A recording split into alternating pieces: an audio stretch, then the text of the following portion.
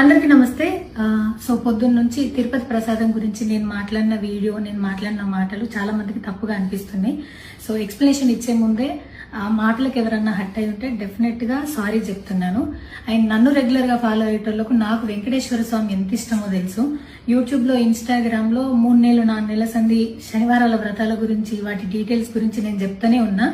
అవేవి దేని గురించి ఎవరు మాట్లాడుకోలేరు. అన్ఫార్చునేట్లీ దీని గురించి మాట్లాడిండ్రు.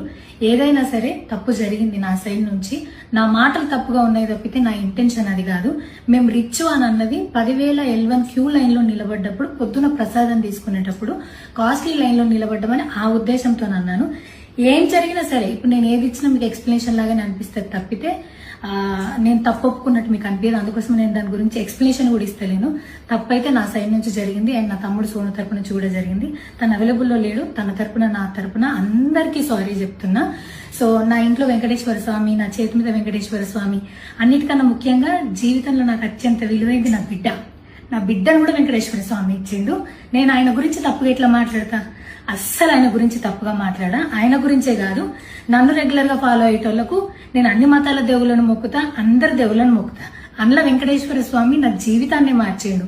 ఈ రోజు నేను అనుభవించే ఏది కూడా ఆయన దయలేకపోతే కాదు. అట్లాంటిది ఆయన గురించి నేను ఎందుకు మాట్లాడతా? అయినా సరే తెలుసో తెలకో పొరపాటు మాటలైతే నా నోట్ నుంచి, మా తమ్ముడు నోట్ నుంచి వచ్చినాయి. దానికి డెఫినెట్ గా సారీ అడుగుతున్నా.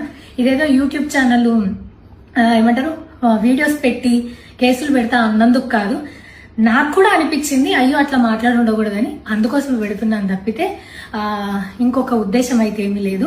నేను మళ్ళొకసారి టీటీడీ మెంబర్స్ కి అండ్ నా మాటల వల్ల హట్ అయిన ప్రతి ఒక్కరికి నేను నా తరపు నుంచి సారీ చెప్తున్నా. అండ్ ఇంకోసారి మళ్ళీ ఎప్పుడు రిపీట్ చేయను. సో నా సారీని యాక్సెప్ట్ చేయండి. నన్ను రెగ్యులర్ గా ఫాలో అయ్యేటోళ్లకు నాకు వెంకటేశ్వర స్వామి అంటే ఎంత ఇష్టమో తెలుసు కాబట్టి వాళ్ళందరూ నన్ను నమ్ముతున్నారని కోరుకుంటున్నా.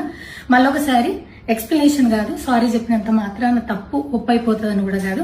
బట్ నేను చేయగలిగింది ఇది ఒక్కటే కాబట్టి మళ్ళొకసారి అందరికీ సారీ. అండ్ డెఫినెట్ గా ఐ ప్రామిస్ ఇంకోసారి ఇది రిపీట్ అవ్వదు. Thank you.